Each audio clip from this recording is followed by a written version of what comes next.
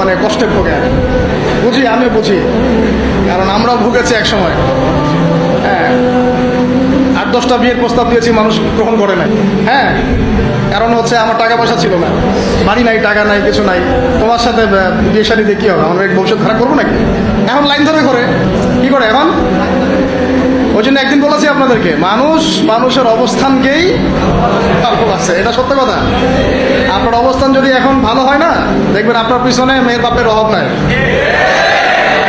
আর আপনার তো এখন চাকরি বাকরি নাই, জমি জমা নাই, হ্যাঁ, আপনার টাকা পয়সা কম, আপনি দৌড়ান মানুষের পিছনে, আপনাকে পাত্তা দিবে না। দুনিয়া খুব খারাপ। এই জন্য ভাই দুনিয়ার দাস হবেন না, আল্লাহর দাস হয়ে জানি। দুনিয়ার পিছনে ছোটেন না। আল্লাহ আপনাকে দুনিয়া পায়ের সামনে এনে দিবে ইনশাআল্লাহ। আপনি আল্লাহর হয়ে যান, দুনিয়া আল্লাহ পাক আপনাকে পায়ের সামনে এনে দিবে ইনশাআল্লাহ। তখন দুনিয়ার প্রতি আপনার মোহ কাজ করবে। সিরিয়াসলি বলছি, মোহ কাজ করবে। আল্লাহ আমাদেরকে সবাইকে পরকালের স্বার্থে কাজ করার তৌফিক দান।